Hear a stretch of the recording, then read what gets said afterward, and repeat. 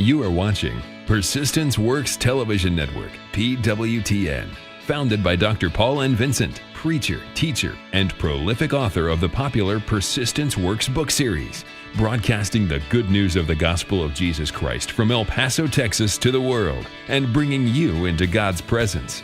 Experience the difference. You'll never be the same. Don't just watch TV, watch Persistence Works Television Network, PWTN.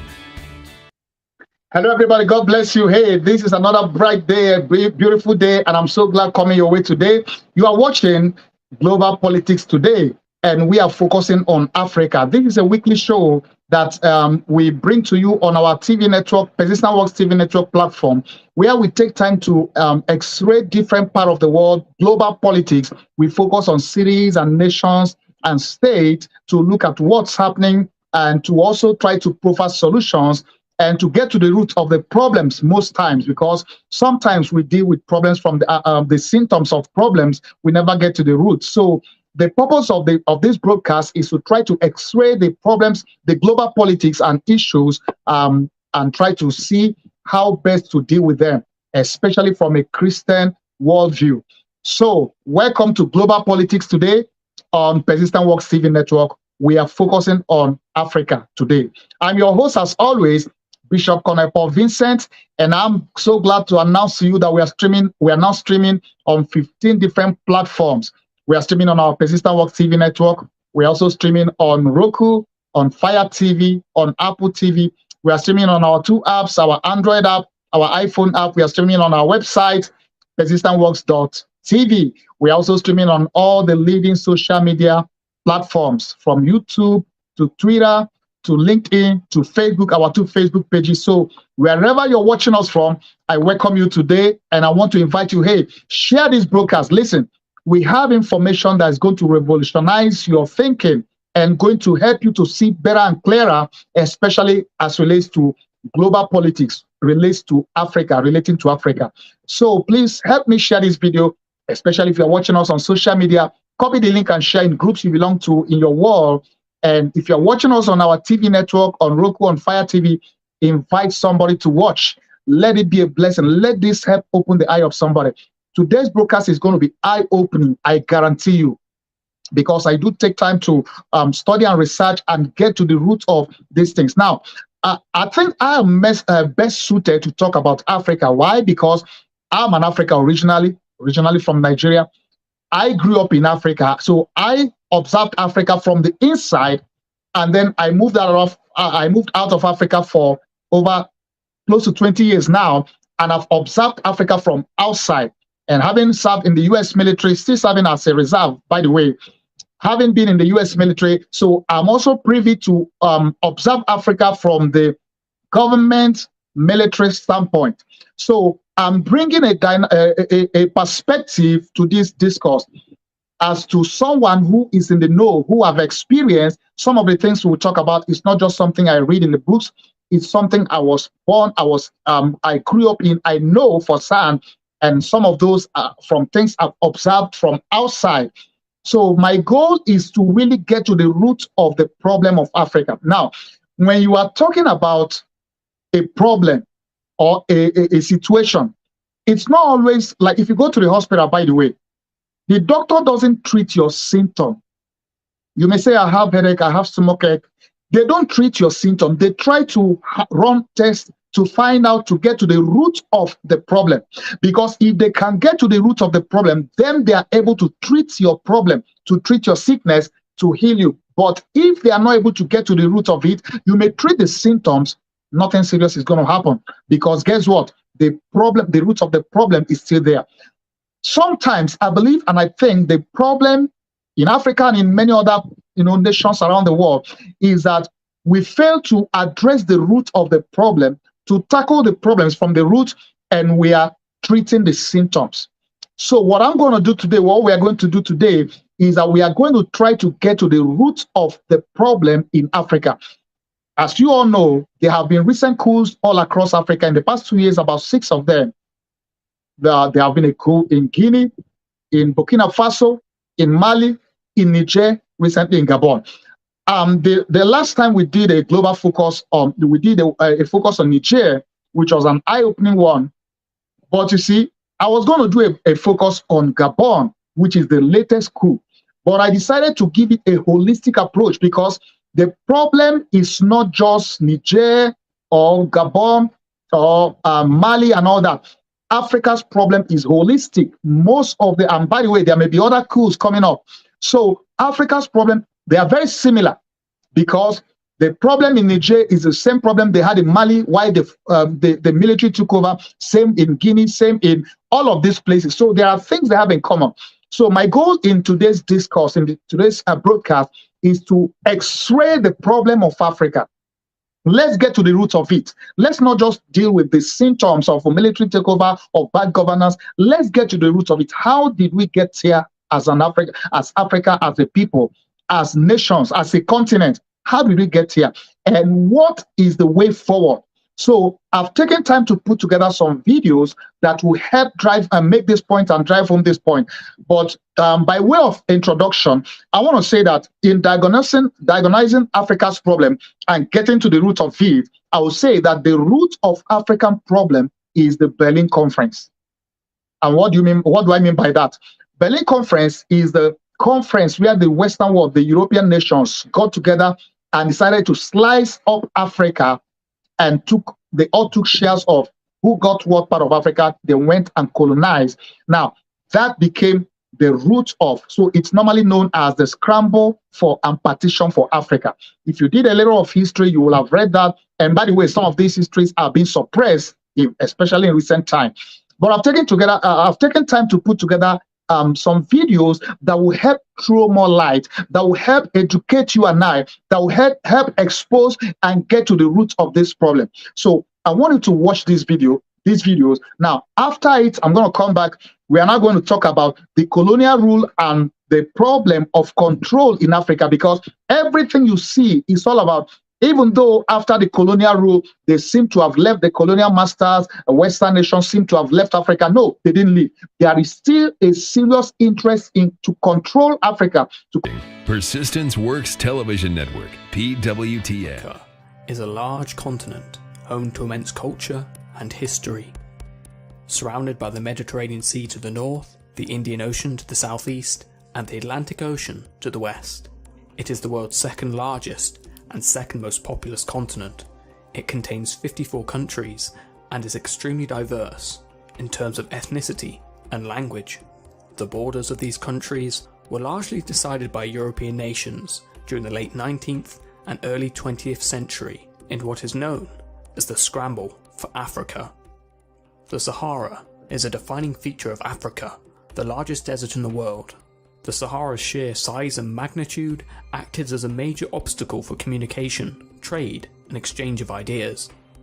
However, there is evidence of Roman expeditions and explorations who were able to move across the desert and into the interior of Africa, with the aim to secure sources of gold, salt, and spices. For centuries, Arabs also maintained trade relations with the vast empires of West Africa, such as the Ghana and Mali Empire, establishing trade routes that secured gold, ivory, and slaves. The Portuguese began expeditions down the west coast of Africa in the 15th century, and history tells us of the profound effect that followed. During the 1480s, the explorer Diogo Coe was the first to establish contact with the Congo Kingdom, situated south of the Congo River. The Congo Kingdom was eager to make use of Portuguese teachers and craftsmen, and the Congo kings allowed Catholic missionaries to work among their people. The Portuguese traded guns, cloth, and other European luxuries for slaves who were captured by the Congo in wars against rival kingdoms. By the 17th century, Portugal and other European powers began to settle along the coast of Africa. Europeans would buy slaves in Africa, transport them to the Americas, and exchange them for valuable goods like sugar, coffee, and tobacco, which were then sold at premium prices in Europe. Arguably, between the 16th and 18th century, over 12 million Africans were enslaved and transported in harsh conditions to work on plantations in the Americas. In the south of Africa, the first European settlement was established by the Dutch East India Company, where merchants used the location as a waypoint for ongoing voyages to the Dutch East Indies. They came into contact with the Khoikhoi, a nomadic indigenous population of southwestern Africa comprising of hundreds of clans. Over time, this settlement, known as the Cape of Good Hope, grew in size, resulting in the Khoikhoi losing land and cattle to the Dutch, who adopted the name Boer, meaning farmer. Due to a shortage of labour, the Dutch imported slaves from Mozambique, Madagascar, and many Indonesian islands. The Cape of Good Hope came under the control of the British during the Napoleonic Wars. The abolition of slavery ended slavery in the Cape in 1834. In 1835, the Boers embarked on the Great Trek, as the abolition of the slave trade resulted in financial catastrophe. As a result, Dutch citizens known as Voortrekkers moved further inland into Africa. They formed the Free Orange State and Transvaal, which was recognised by the British. In the north, France launched a war of conquest against Algeria in 1830, which would last until 1847. Meanwhile, in the United States, there was a movement to settle freeborn blacks and freed slaves and transport them to Africa. Most whites, and later a small minority of blacks, believed that blacks would be better off in Africa. The American Colonization Society began transporting them to the closest point of Africa to establish a colony in 1822. By 1847, the settlers issued a Declaration of Independence and established the Independent Republic of Liberia. The construction of the Suez Canal in 1869 verified its importance as a route for trade with India and China. And in 1882, Egypt was occupied by British forces during the Anglo-Egyptian War, subsequently revealing the potential riches that Africa offered. There were several European explorers who explored the continent. Perhaps one of the most famous was David Livingstone, a Scottish missionary who attempted to convert the natives he encountered to Christianity and strove to find the source of the Nile. Henry Moult Stanley was famous for his exploration of Central Africa. He worked for King Leopold II of Belgium and helped map out the Congo region. So why were there no major explorations into the interior of Africa before this? Well, there were limited seaworthy rivers, tropical diseases, hostile natives, and weapons were not as advanced as they were in the 19th century. During the 19th century, most European powers experienced a dramatic growth of productivity triggered by industrialization. European countries overproduced goods and were consequently searching for new markets. Interest turned towards the acquisition of land in order to grow agricultural products for European markets. Europeans moved into the interior of Africa to extract raw materials such as rubber, palm oil, gold, copper, and diamonds. These natural resources made Africa a vital resource for the European economy. Understandably, Europe held the technological advantage. Bands of just a few hundred men and barely a handful of machine guns proceeded to overwhelm and obliterate thousands of Africans. The machine gun was a revolutionary gun that could fire rapid shots at an unparalleled speed. The effectiveness of the weapon was obvious in Sudan, where a British force, armed with roughly 20 machine guns and a small number of gunboats, overpowered Sudanese forces and effectively opened the door for colonization.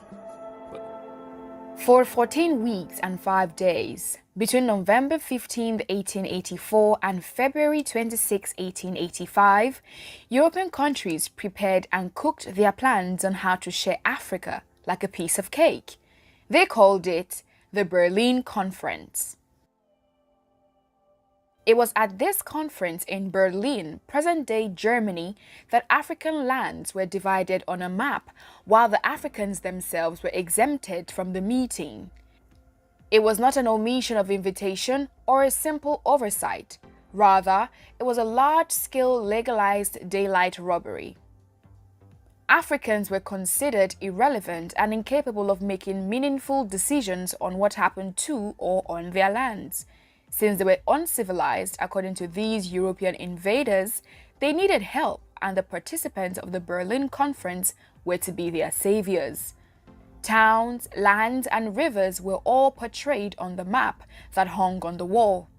With just a ruler and pencil, borders were formed, territories were claimed, and trade routes were created or removed, while historical background, cultural laws, sovereignty, and traditional institutions of a people dating back thousands of years were completely ignored. And just like a piece of cake, Africa, the second largest continent in the world, was shared at a conference table. The Berlin Conference was organized by Otto von Bismarck, the first chancellor of the new German Empire, who was concerned with securing portions of the continent within which exploration had begun.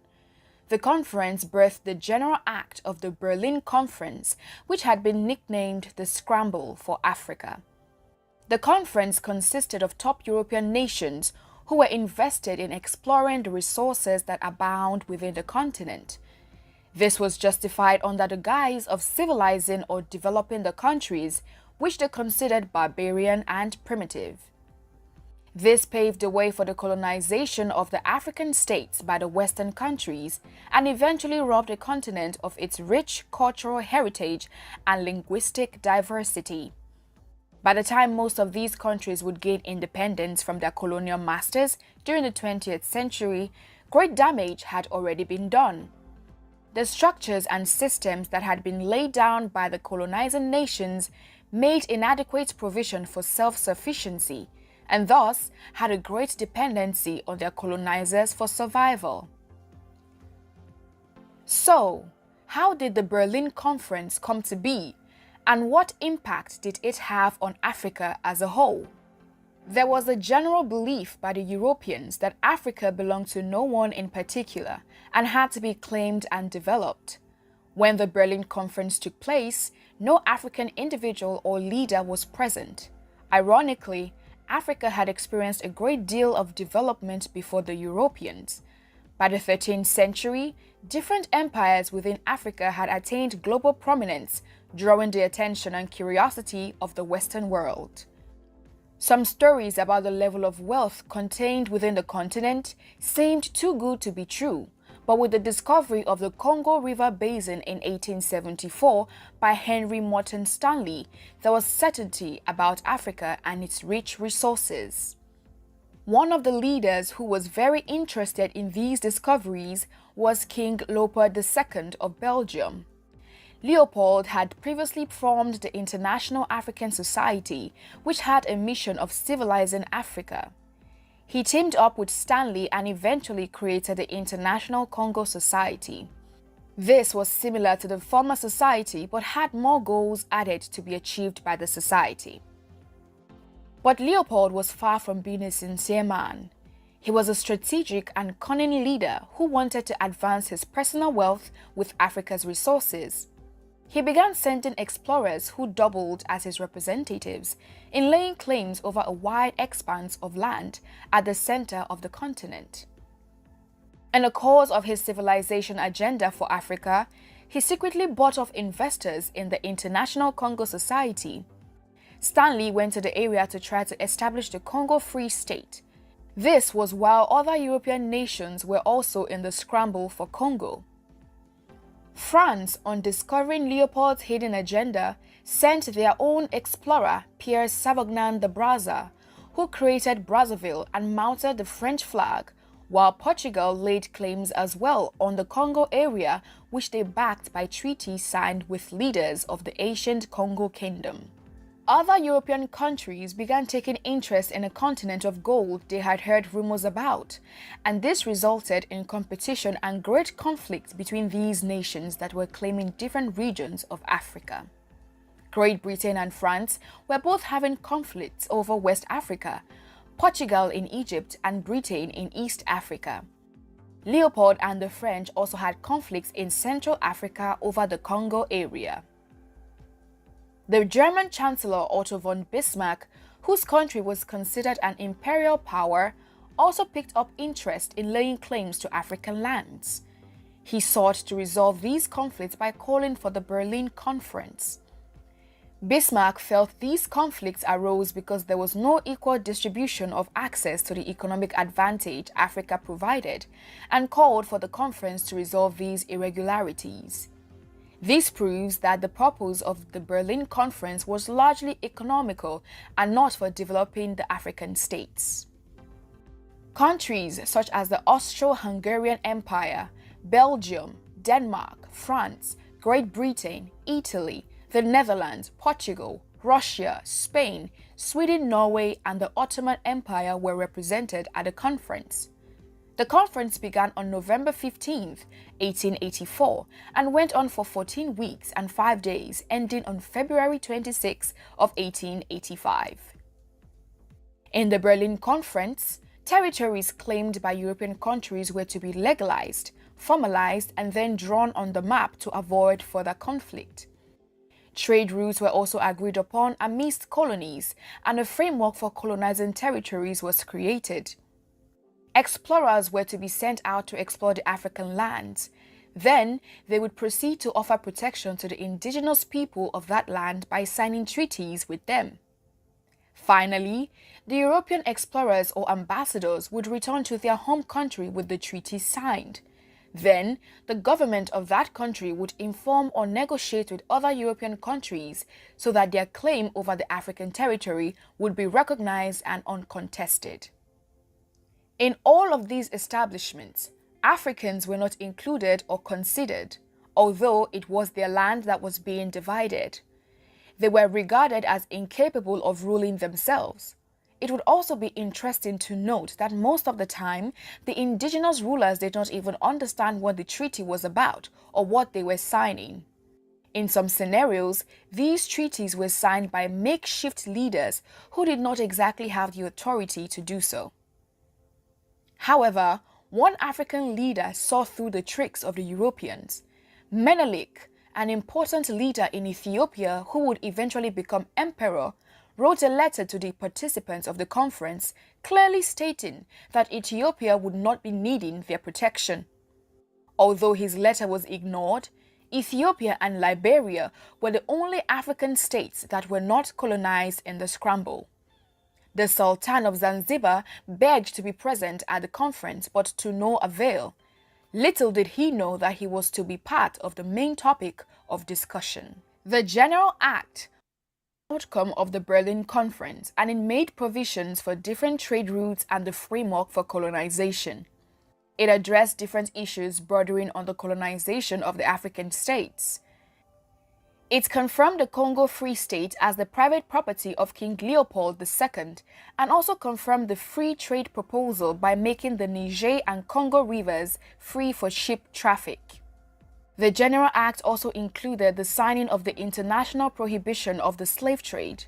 More importantly, it established the principle of effectivity, which stated that powers could only possess colonies if they actually possessed them. This also meant that any country which wanted possession of any territory in Africa would notify other signatory powers for formalization and recognition. The Berlin Conference was a glaring disregard for Africans.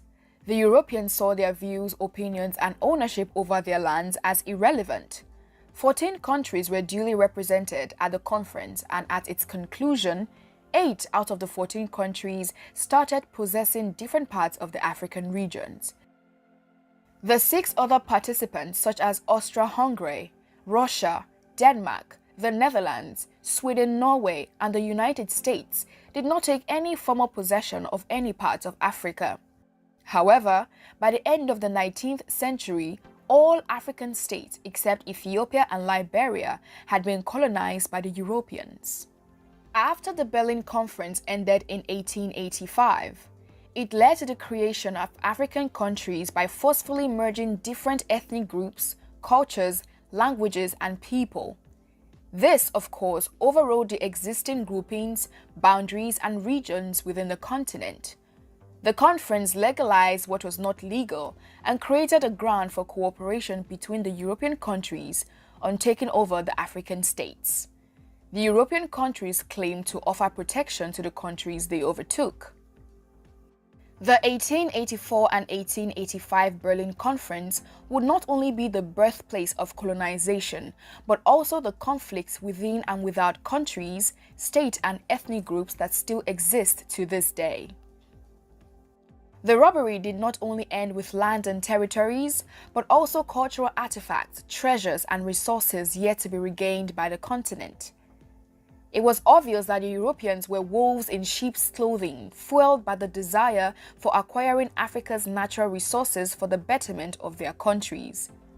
As such, there was a need to secure their portions to maintain their industrial sector, which was just starting to grow. To achieve this, they had to secure African territories that would readily provide them with the resources they needed and a market for the goods they produced. A total of 50 countries were carved out of the scramble for Africa. Great Britain took control of Egypt, Sudan, Uganda, Kenya, South Africa, Zambia, Zimbabwe, Botswana, Nigeria, and Ghana. France took a better part of Western Africa, from Mauritania to Chad, and also Gabon and the Republic of Congo. Belgium and King Leopold II controlled the Democratic Republic of Congo, while Portugal took Mozambique in the east and Angola in the west. Italy got hold of Somalia, then known as Italian Somaliland, and a portion of Ethiopia later on. Germany took Cameroon, Namibia, and Tanzania, while Spain got the smallest territory, which was Equatorial Guinea, the only Spanish-speaking country in Africa.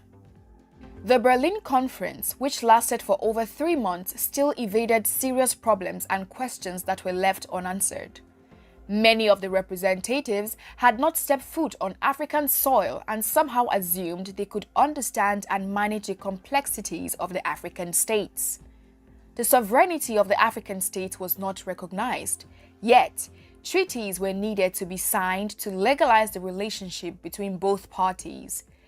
This in itself was contradictory to the claims of the European states. Although the General Act seemed to prohibit the slave trade, it is on record that over 10 million Africans in the Congo area died under Leopold's leadership due to starvation, diseases, and war. The act was used to gain approval and legitimacy in the public eye by the European countries, but did not in any way alleviate the sufferings and conditions of the locals under their colonial masters. The locals were brutalized and used to further his selfish interest.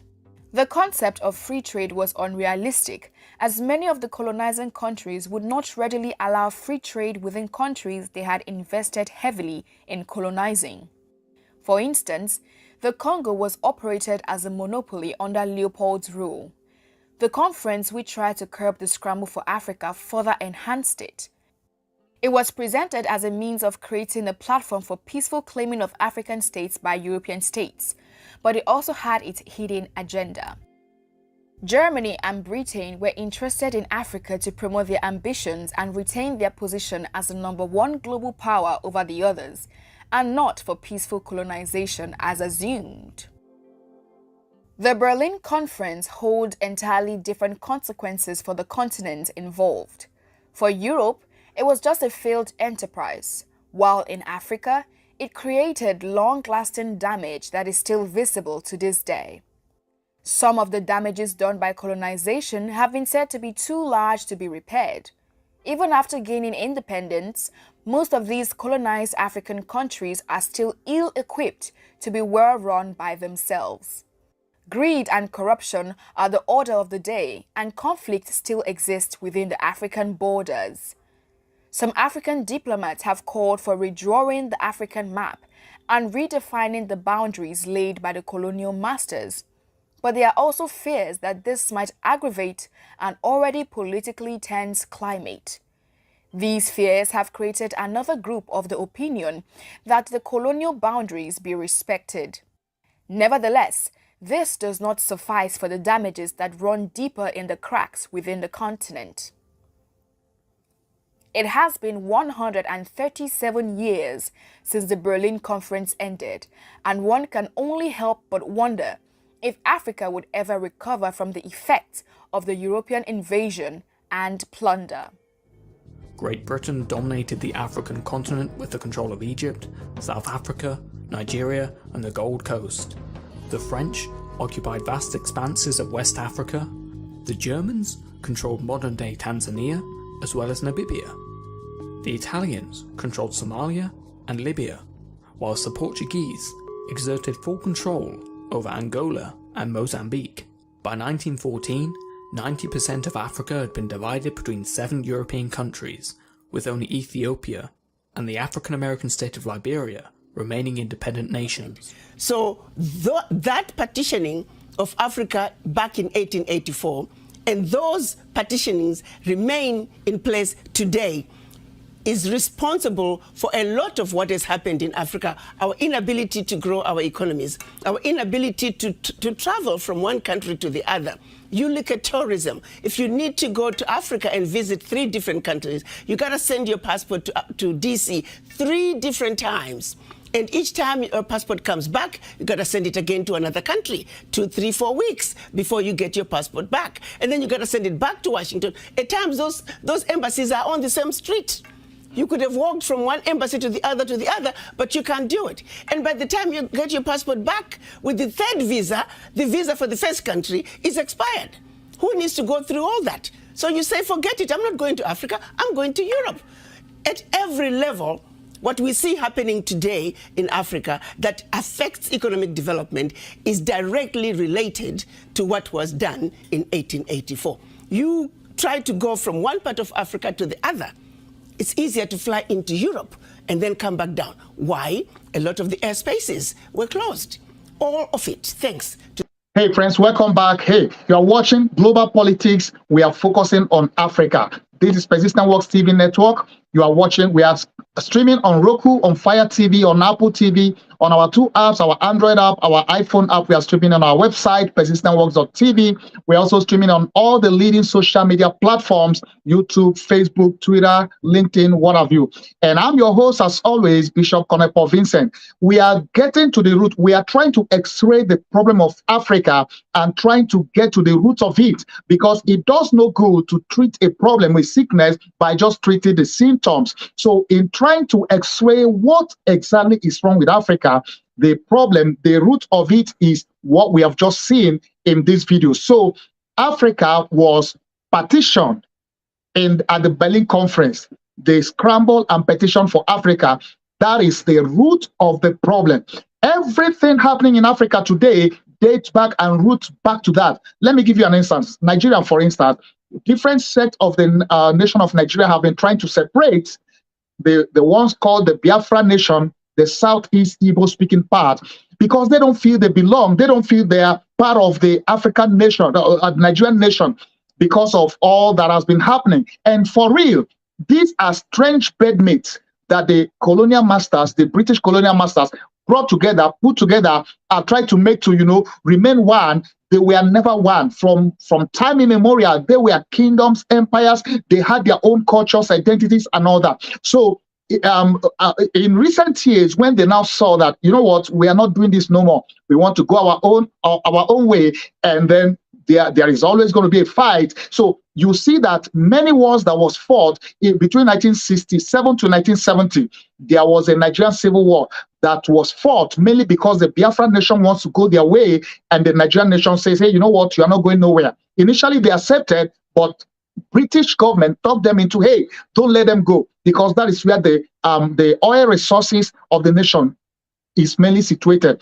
So they fought a war for 3.5 years. Over 3 million were killed, mainly Igbos, Southeast Nigeria were killed in that civil war.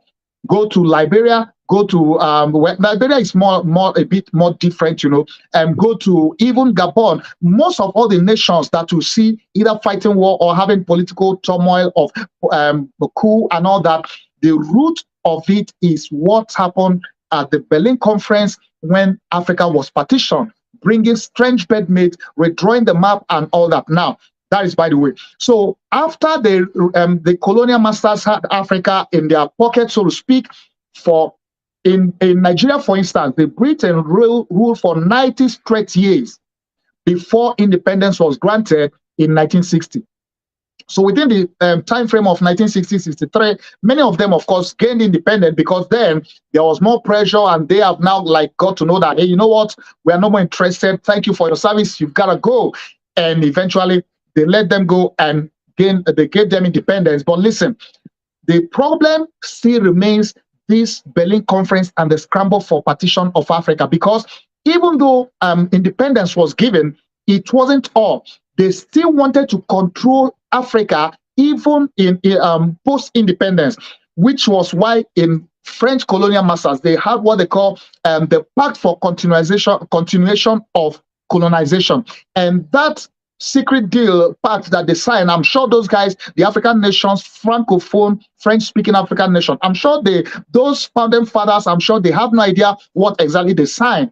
And this was a pact that made it impossible for them to have a living, for them to really have independence, because France was not going to control their economy. They were going to deposit 85% of their resources with France. And by the way, they still control their resources and everything. So we did more story on that a few weeks ago when we did the story on Niger.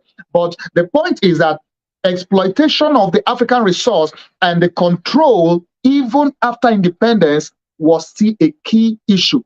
So these European nations didn't want to let go completely. And that was how, even though the nations gained independence, they were still pulling the strings, so to speak. And you now have a situation where if a leader, an African leader, allows them to have their way by exploiting the resources and what have you, and bringing over their corrupt money and banking it in those Western nations, which is all public knowledge, as long as you play ball with them, they let you be. But anytime any African nation or leader wants to do the right thing, wants to do what's right for its people, you see that they plot against them. There are coups, there are assassinations, and all of that. The goal is to keep them under control. The whole game, the whole problem is in Africa still remains the control. The colonial master still wants to control Africa. You have it in the Francophone countries, you have it in the Britain, in the Anglophone countries, which are the countries Britain colonized, even though it's more, or it was, within the Francophone speaking countries, which is why in recent years, it's like they've just woken up. There is now more awareness, more education, and some of these guys say, you know what, we are not doing this no more. Let me give you another instance. Uranium, which Niger produces, it actually has been said that France's energy is powered by 30 or 40% of Niger's uranium. That means that every three or five or so households in France is powered by uranium from Niger. Now, at the end of the day, they are literally milking them. Over these years, even though they've had independence, Niger sells uranium sells for over 200 euros at the world market. Paris pays Niger 80 cents, either 80 or 82 cents, which is less than, how do you, that is even immoral.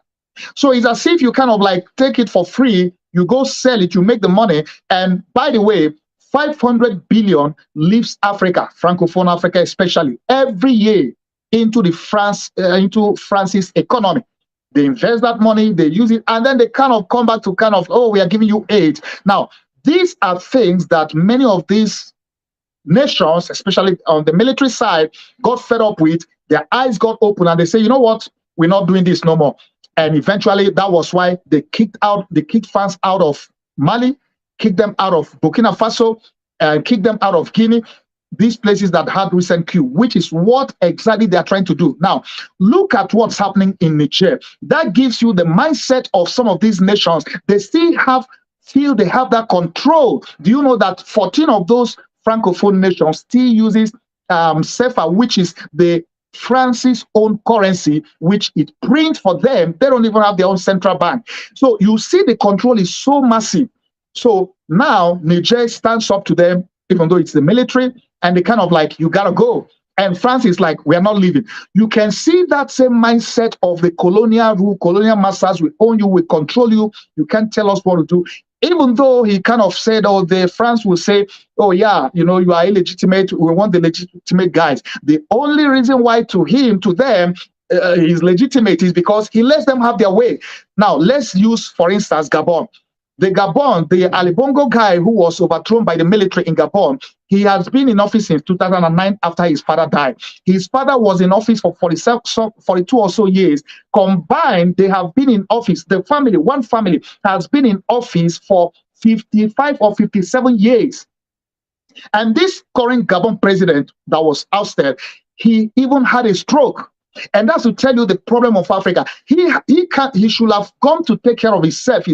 The guy is not even function, can't even function, can't work well. He had a stroke, and yet he clinches to power, and France allows him, supports him, backs him. A family that's been there 50-something years. Why? Because they let them have their way. They can make their oil, make their resources, as long as you know, and of course they do channel, much of the corrupt money to their family. So you see that as long as you play ball with the colonial powers, even though they've let go, they say, oh, no more colonialism, but they are still in the game of controlling. As long as you let them play ball, they let you have your way. But the moment you say no, that's when they remember the issue of democracy, the issue of what kind of democracy do you say call democracy, that somebody has been in office, a so-called elected leader, the family, for 55 years. That's not right. So at the end of the day, and by the way, if you follow the news, you will see that after he was ousted by the military and his house was searched, they had raw cash, billions of dollars or euro, whatever that currency is, that was stashed in his houses. And these are just the ones you saw. There are many others stashed out in banks across Europe, or in France especially. Now, that is to tell you that the whole problem of Africa is the Berlin Conference and the scramble for partition of Africa, because even though they have let go and said you have your independence, they still remote control, they still want to have control. Can you imagine the government of Niger, at least the new government, saying to France, you gotta leave, saying to the military, you gotta leave, and they're like, we are not leaving. Somebody comes to your house and you want to gain you say, okay, it's time to go. You say, I'm not going. Who does that? That is the same mindset that gave birth to Berlin Conference, that gave birth to the petition, scramble and petition for Africa.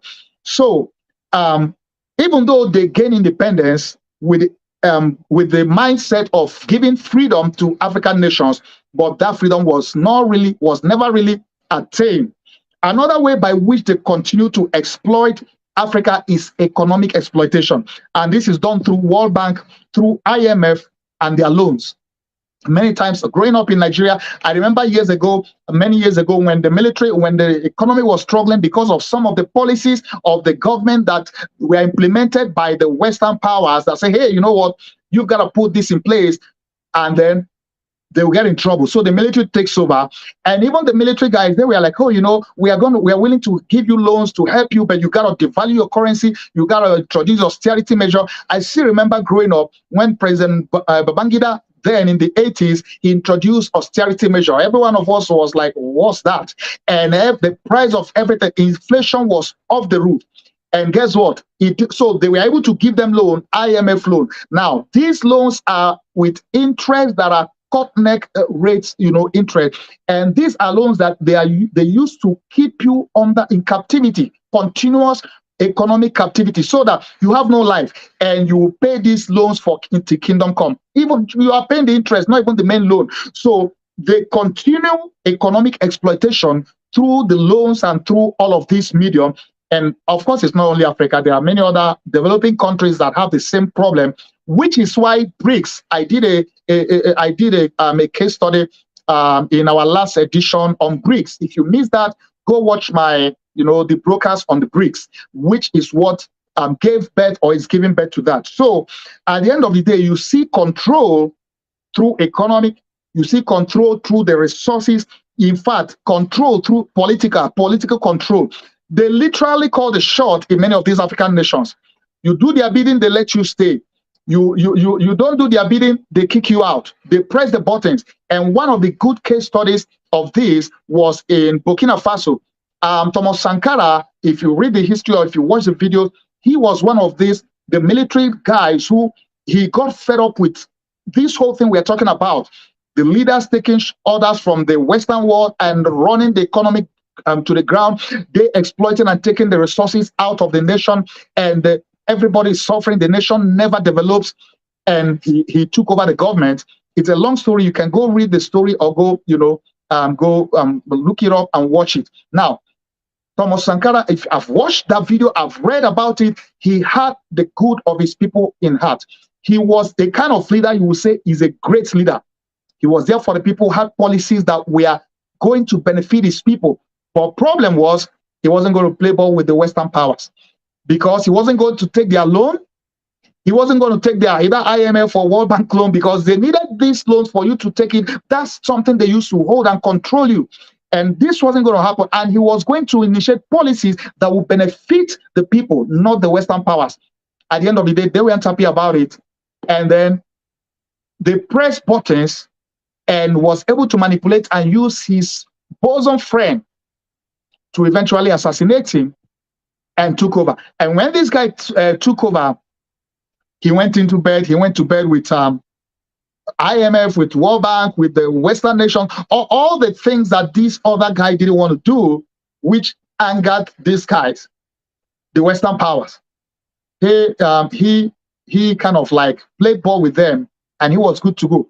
Now, this is the problem of Africa. Even till today, you see many elections, so-called elections happening in African nations. Many times, if those players, if they play ball, if they allow the colonial powers to still have their way, they let them be. Whenever it's not happening their way, then that's when you all of a sudden hear, the issue of democracy. So the problem is they get involved in change of governments when it doesn't favor them, even if they have to sponsor coup, assassinations and all that. They get involved, they continue to use economic exploitation, they use the resources of Africa against them. They exploit it, they take it, and they give them like peanuts. Now, this is the situation, and that is the root of Africa's problem. Now, the other problem Africa has, which brings me to, what I want to remember, I'm an observer, I'm an insider as an African who have lived and grown in Africa, and now outside of Africa, I've taken time to observe, to study, to research, to look at this. Why is Africa's problem? What is our problem with the leaders, with the people, and all that? And I've come up with 7 things that I would say are the obstacles to Africa's growth. I took time to do a research and to discover from my personal experience in my original nation, Africa, Nigeria, and other African nations. I mean, it's the same. Wherever nation you go to is the same. So, and you can see from the video that we put together, you could see that even the AU ambassador to UN. Now, by the way, that lady was kicked out of the UN when she began to expose these things, and she began to, call out France and all of that. They weren't happy. They pressed the button and she was kicked out. In 2019, it was all over the media. If you followed that story, people were protesting. We are even like writing petition for her to be reinstated.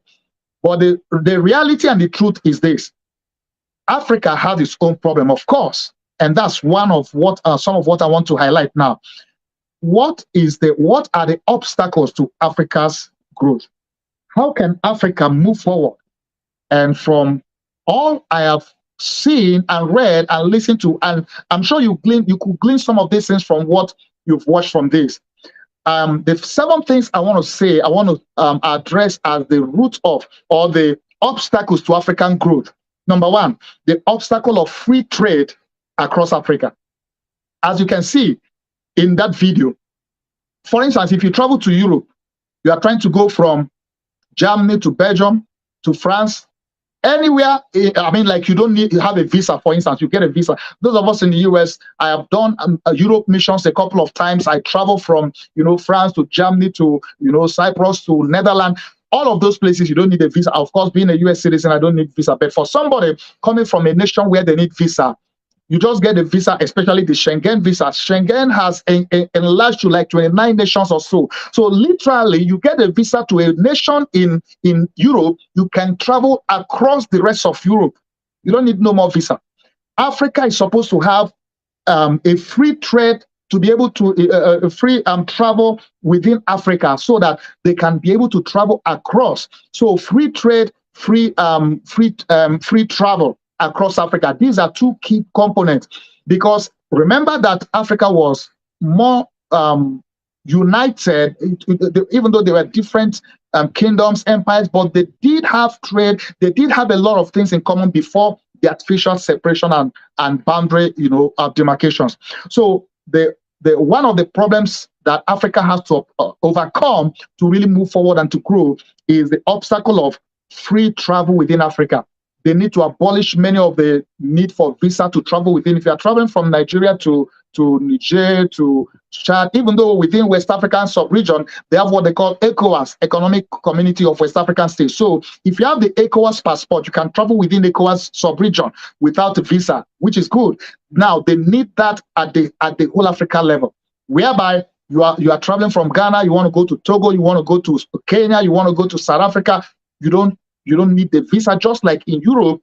And by the way, let's look at the US just like Africa. The United States is as big as Africa, even though Africa is more populated. If you are traveling, once you have a visa, or you are here in New York, you are going to California, you don't need a visa.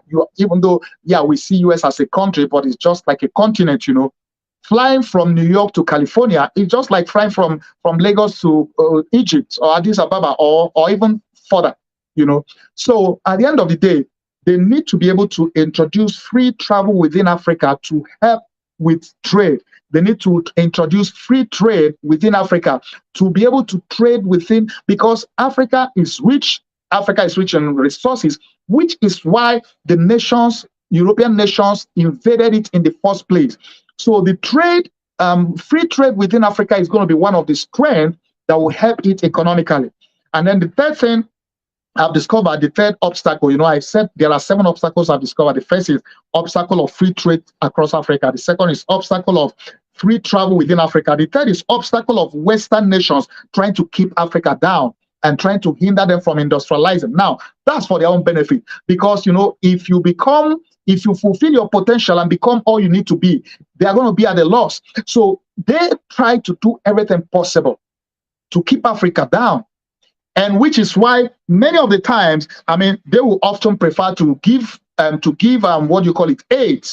Africa doesn't need aid and shouldn't be asking for aid, because guess what?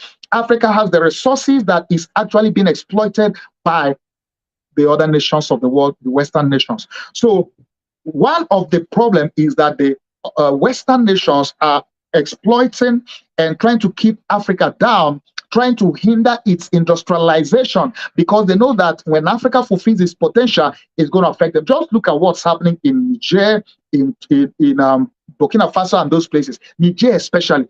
Why is France bent on not leaving? Why is France, when you talk of interest, French interest, what interest do you have in another nation? It's a sovereign nation, supposed to be.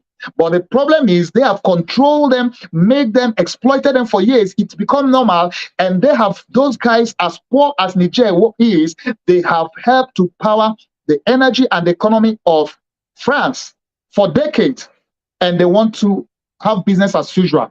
So things have to change, and the Western nations have to understand that you need to help Africa develop and grow and not put them down. You need to help it to industrialize. You need to be partners with Africa, not a subject master, master-slave relationship. And the fourth or the fifth problem that is obstacle that I see, which is one of the ones that have really eaten Africa up, is the obstacle of war and terrorism in Africa. Many times these are artificial, because when I watch this video, when you watch that video, you will see when the colonial masters partitioned Africa, and they pick up whichever nation they decide to pick up, and they sign treaties with them. In signing that treaty, they will say to them, we are here to protect you. Protect you from what? These guys, these nations of Africa and tribes and kingdoms have been there for ages, for thousands of years or hundreds of years, and they have been just fine. Of course, they have maybe their problems, fight their wars locally, but they don't need your protection. So when they say, we need to sign this treaty so we can protect you from what? Well, maybe protect them from the next colonial power that want to come invade you. So the problem is that terrorism often and wars often are man-made. look at Libya, for instance. Libya under Gaddafi, and of course, it wasn't perfect. It wasn't a great place, but Gaddafi did much of a greater job, a better job than most African leaders in providing infrastructure, and social welfare programs. And he nationalized the oil, national oil, the oil resource of the nation, and used it to develop the nation. Whereas in the past, they have exploited it, took it out, and just gave them peanuts. Now, he was not like in the good books of the Western powers. And he has his problem, of course. When you look at they taking him out and all of that, what Libya is a sorry sight now. If you see before and after picture, the war and all the killing and literally slavery is happening there like broad daylight. Like I said before, the Nigerian Civil War, these are wars that shouldn't have happened in the first place. Terrorism, most of the terrorism you talk about, we see happening, are inventions of the Western powers, because many times on two grounds, there are times when you push people to the wall and they fight back, and that becomes terrorism. Of course, there are times when they now look to the bad guys to be able to partner with to unleash mayhem. Now, where a case where, like, one of the problems in Niger, why the military took over, from what I've read and videos I've watched, the military has a problem where they are fighting terrorists and they are trying to, sometimes they are in view and they are trying to take out some of the major ones, and they need authorization from the president. He's like, hey, get permission from France military. They are in Niger. And why in the world will a Niger military need permission of France military to take out the bad guy if really that's what they're there for? And when they reach out to those guys, they're like, don't do it. So these are some of the things that you look at, say, is the terrorism and war in Africa, are they man-made? Are they invented? Are they part of the ways to keep the business going? And by the way, you know that the business of terrorism and security and all that is a multi-billion-dollar. And I'm telling you this from being in the military. The U.S. military budget, when I did the issue on BRICS last time, I gave more details on this. The budget is, I think, 1.something trillion, 1.7 or so trillion. I can't remember the exact figures now. Now, this is something that goes to, there are nations that doesn't have that kind of budget, whole nation. When you look at nations that have been fighting war, why did those wars, some of those wars, even happen in the first place? They were, in many cases, they were unnecessary, they were unneeded, but somebody has to make those wars happen. Somebody has to kickstart this thing so that, the military-industrial complex has to do business. The military-industrial complex has to sell their weapons, they have to do business, they have to make profit. So many times, these wars are not necessary, but they are invented, so that some people can be in power, can remain, in power. In Nigeria, for instance, the security budget, for instance, of most state governors, the state government, they have a security vote, they have a security budget, which is unaccounted for. This, like $1 billion or thereabout, that is for security. And when it comes to security, that's the kind of money that any government will approve, because, hey, who wants to be bombed or killed also? And that makes room for corruption. It makes room for people embezzling money and not accounting for it. So that becomes a problem. The obstacle of war and terrorism across Africa, and those fueling it, most of the time, the same Western colonial powers fueling the wars and terrorism, so that so you can be in business. So, hey, we are here to provide protection for you, but we are also the one causing the problem in the first place. You can't be the problem and be the solution at the same time. So that is one of the problems I've seen in African usually. And by the way, you also know, if you have followed the case with Niger, you also know that they are pushing the Western powers, the France, and I don't know how much US is involved, and I hope US stays away from this with France. But you know that France is actually lobbying ECOWAS to go into war, to go fight Niger. And we already know how these things happen. When Liberia War happened and other wars, that apart from the human capital, loss of lives, it takes decades to rebuild. And war, you demolish and destroy and destroy everything. So it's easy to push people into war, but the consequence that many times these powers they don't care. All they want is whatever their interest, they want to protect is. And I did a video some time ago saying, hey, Nigeria or ECOWAS, you better not get into this war, because it's not going to be funny, because in this case, as you know, if you follow this whole case, Russia himself is also interested and involved. So if there is ever a war between ECOWAS, Nigeria, ECOWAS, and Niger, you are going to see that other world powers will be involved. Of course, Mali, Burkina Faso, Guinea have already said they are going to, fight with, they're going to support Niger. So you're going to see ECOWAS, Economic Community of West African States. You're going to see them divided, a couple of nations, 5, 6, 7 of them versus the rest. And you're going to see France supporting the ECOWAS guys. Maybe US, I hope they don't get involved in that. But, Russia supporting the other guys. So you see, it will be a kind of a carryover of Ukraine war, the US NATO war happening in Ukraine, which is more like a proxy war. You will see a carryover of it to Africa, which shouldn't be. But many times that have been the case in the past, which is why Africa should stay away from war and should fight terrorism headlong, because that has been an obstacle to growth in Africa. The sixth, I think this is the sixth, is it fifth or sixth obstacle that I've seen in Africa is the obstacle of lack of infrastructures, power, and roads and industry. Now, this is very common. And the reason why it's so is because, and I'll get to this now, but the leaders, corrupt leaders, they have no interest of their people in mind, and they get into bed with some of these Western powers. And as long as they do their bidding, they let them be. So they corrupt, they steal, they starch out money abroad, the money that should be used to develop, to provide infrastructures. Their people are, dying in hunger, dying in no good roads, no power. Take, for instance, Nigeria. Since 1989-90, I could remember of, Nigeria has never had steady power supply. Their biggest problem have been power, and every government administration will come and promise, oh, you're going to have 24/7 power supply. Who will believe that up to now, almost 30 years later, the last time I will remember any memory of Nigeria having light 24/7 is in the 70s, in the late 70s, or growing up, and in the 80s. In the 90s, to the best of my memory that I can remember, Nigeria has not been able to have steady power supply over these years, despite the billions that have been invested in that. Why?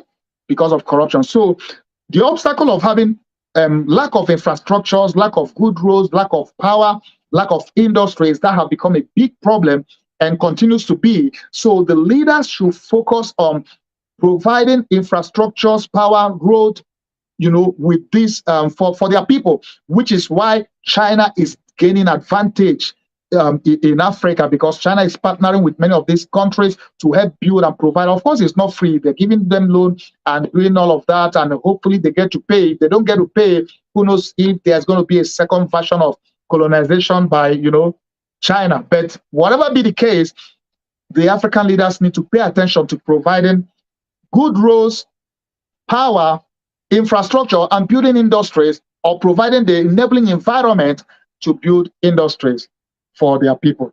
Number 6, the sixth obstacle that I see, and this is a big one, and this is one of the roots of it, the obstacle of African leaders' greed. Most of African leaders are so greedy. I mean, somebody gets into power, you are stealing billions that are meant for the people that your 10th generation can't finish.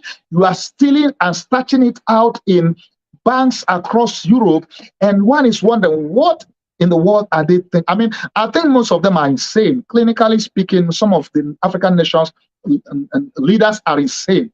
Otherwise, why will you be stealing billions? And okay, look, for instance, the Bongo guy in Gabon that was overthrown. If you have seen the videos, the stack of money, billions of whatever currency that was stacked, and that's the one that is with him. There are billions he had stashed out in foreign bank accounts all over the place. Same thing with Nigerian leaders, past and present. Many of them, the current Nigerian leader is so corrupt that his case, in fact, today, I just saw today, the FBI said they are going to be releasing his case file in October. There's somebody who has a drug case, he has a certificate forgery case, he has all kind of, he shouldn't even be standing for an election in the first place. And yet, this is a kind of person that manipulated and rigged the election. So the problem of African leaders and their greed and their corruption is the root of the problem of Africa. Because if they will serve their people, like you are elected in office, you want to serve, you serve your people, and not for your own greed, guess what?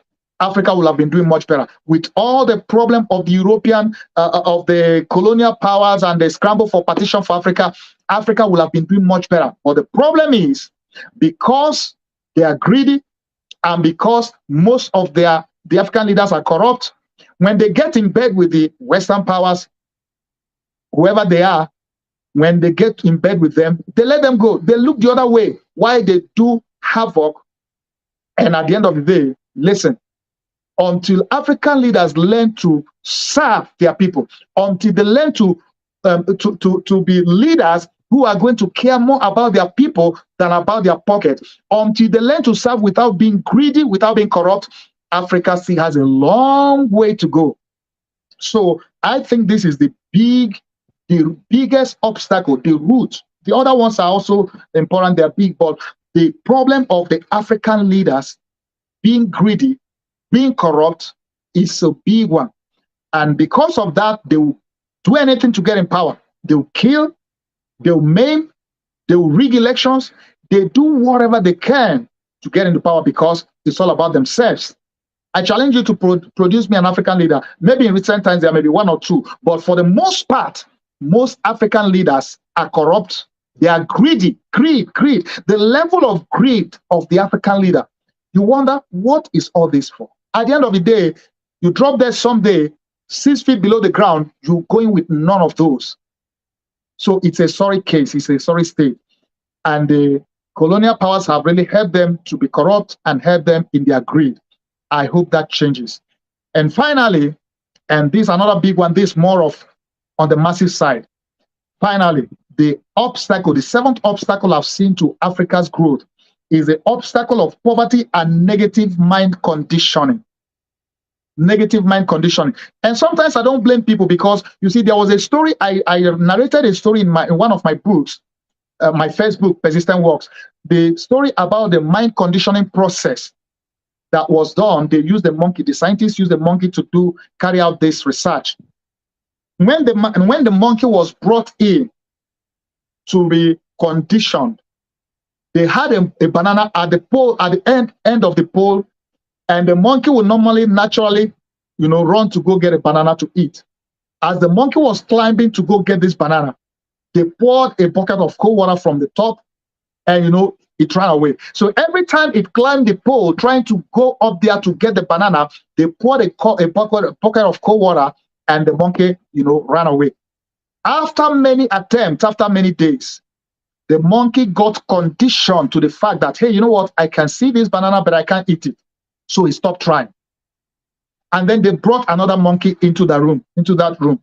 The one that has been conditioned, the moment he sees the other guy climbing, trying to go, get the banana, he pulls him. He begins to pull him down. He's like, oh, don't even worry. Don't try it. I've tried it. It's not working. You can only look. You can't get it. And guess what? That happened over and over and over again. And by the time the new monkey tried many times and couldn't get, because this guy kept pulling him down, and he got conditioned to the fact that you can watch, you can see this banana, you can't eat it. He got conditioned and he gave up trying. And then they brought the third monkey. By the time they brought the third monkey, the two other monkeys who have been conditioned did the same thing to him. And that was the case until they later removed the original monkey that took the cold shower. They removed him from the room. And then you now have a bunch of new monkeys who have been conditioned that you can't go get the banana, yet they have no idea why. None of them received the cold shower. So the problem of conditioning, the devil uses this, by the way, against us as Christians, as believers. He conditions our mind. He makes us believe the wrong thing, and then he just leaves us to use our own strength and energy against ourselves. The negative mind conditioning we as Africans, our African people, the followers, and of course the leaders has had, is at the root of much of what's happening too. So there needs to be a mind reconditioning for our African people to be able to know that it's not okay to celebrate corruption. It's not okay to celebrate somebody who is not, who doesn't have integrity and credibility, and you celebrate him because he throws money around, or because he kind of parades himself as, you know, a champion for your cause. It's not okay to accept a lot of things. But you see, poverty, because of poverty, there are a lot of things people swallow, accept, let go because of poverty. So the obstacle of poverty and negative mind conditioning is a problem. And I think African people, African leaders need to begin to have a mind reconditioning process, so that they can begin to, you know, see things in the right perspective and not believe the lie. And many of those conditioning too, the colonial masters had conditioned them. Hey, you know what? You can't take care of yourself. Oh, you can't rule yourself. You need to come in hand. Let's give you, come beg for aid. We need to give you aid. You can't survive without our aid. That's a lie. That is a conditioning, because the African leaders have been conditioned that, hey, you know what? You take power, you go to beg them for loan, beg them for money, beg them for aid. That is not supposed to be the case. Africa is rich in resources. It should be the other way around. Anyway, I hope that this have been able to throw some light and give some insight to you watching. And I don't know where you're watching from. I don't know if you're an African or if you're not. But you see, it's time Africa wake up. It's time African leaders wake up. It's time we get to we understand and know the root of this problem, as we have shared in this broadcast. And I pray that Africa will once again become a shining example, because it's already blessed. Africa is blessed with people, with resources, but the problem is that it has not harnessed those resources.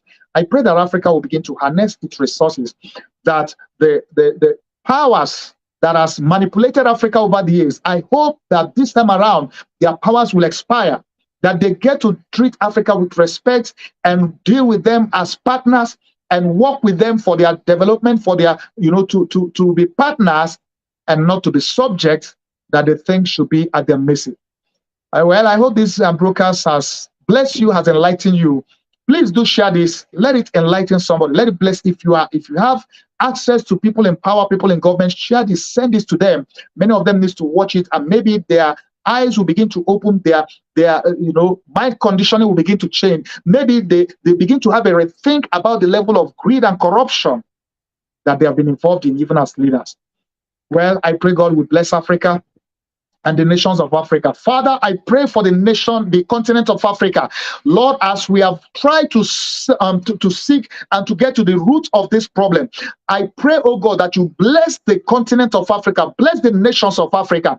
Every satanic, demonic influence, every power, negative influence that has played key roles in keeping Africa down, we take authority right now in the name of Jesus, and I bind every power from the pit of hell. I bind every satanic negative force. I destroy every power that has held Africa down spiritually. And I ask, oh God, in the name of Jesus, open the eyes of your people. Let the light of your glory shine upon Africa. Let Africa discover its potential and fulfill its potential.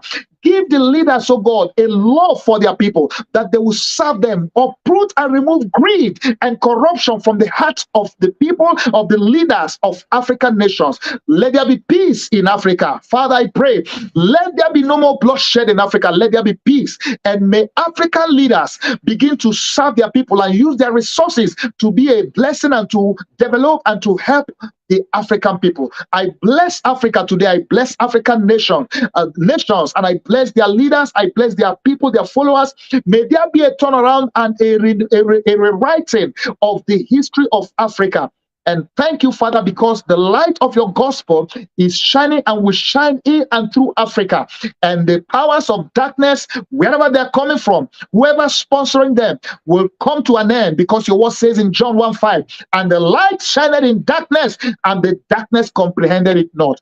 The end of darkness has come in Africa, and the light of your glory shines in Africa. Thank you, Father, in Jesus' name. Amen. Well, I know you've been blessed. I know you've been enlightened. I know you've been encouraged. I know for some of you, this will be eye-opening. Watch it again if you have to, and send this video to people. Share it across in your wall, in your groups, and let it be a blessing to somebody, because people need to hear this, especially those of African descent. Praise God. Well, once again, I want to thank you for today. So join me next week in another edition as we tackle another topic, another nation in global. We hope you've been blessed by today's TV broadcast. Join us again for our next TV broadcast. If you have a testimony of how you've been blessed, please let us know. Send us an email at persistenceworkstv@yahoo.com. Please support our TV network with your donation to help us reach the nations with the gospel. You can give through PayPal, Zelle, Cash App, or online at www.persistenceworks.tv. You can make your checks payable to Vincent Paul Ministries International at 11829 Gwen Evans Lane, El Paso, Texas 79936, USA. Attention, pastors and bishops. If you want to air your church or ministry program on Persistence Works TV network, or you want to promote your product or services, contact us today. Send us an email at persistenceworkstv@yahoo.com. Download our Persistence Works TV network app in the App Store or Google Play Store. Also, add us and watch us on Roku, Fire TV, and Apple TV. Read our Persistence Works magazine and enjoy great content. Simply visit the settings page of our Persistence Works TV network app. Click on the button to read the electronic edition of the magazine. To order the print ebook or audiobook editions of our Persistence Works book series, visit the settings page of our Persistence Works TV network app. Follow Bishop Colonel Paul Vincent across his social media platforms: Facebook, X, TikTok, Instagram, LinkedIn, YouTube, and Truth Social. For more information about PWTN, visit www.persistenceworks.tv.